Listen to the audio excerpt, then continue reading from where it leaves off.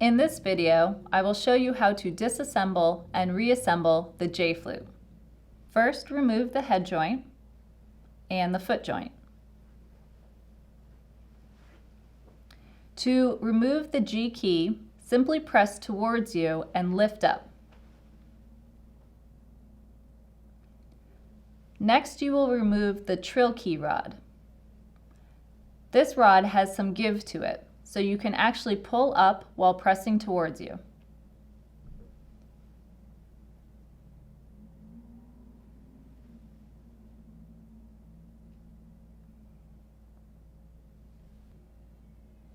We will next remove the low key and high key assemblies.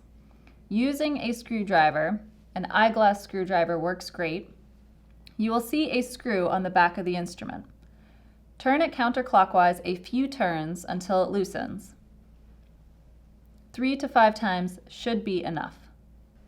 Go gently with the screw to avoid ruining it. Position the screwdriver through the opening and press firmly on the joint. You are trying to release the clip that holds the two assemblies together.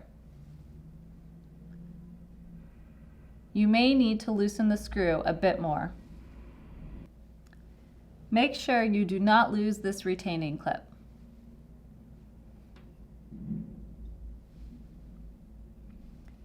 You may now carefully remove the right-hand key assembly and the left-hand key assembly. If you need to replace a key, you can replace the entire assembly. Before reassembling, check to make sure that the springs are in place along the body of the instrument.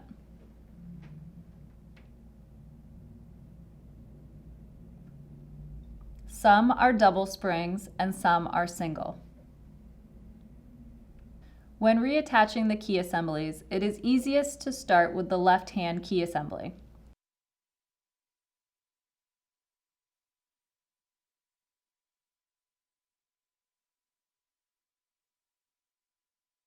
Make sure that when you assemble the right-hand key assembly, you have the screw over the connecting joint.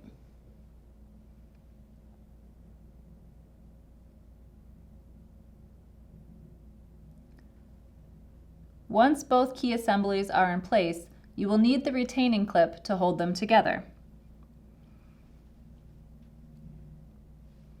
Position the undercut towards you and roll it in until you feel it click into place. Secure the retaining clip in place by tightening the screw a few rotations clockwise. Note that the retaining clip will not be secure until you have done that.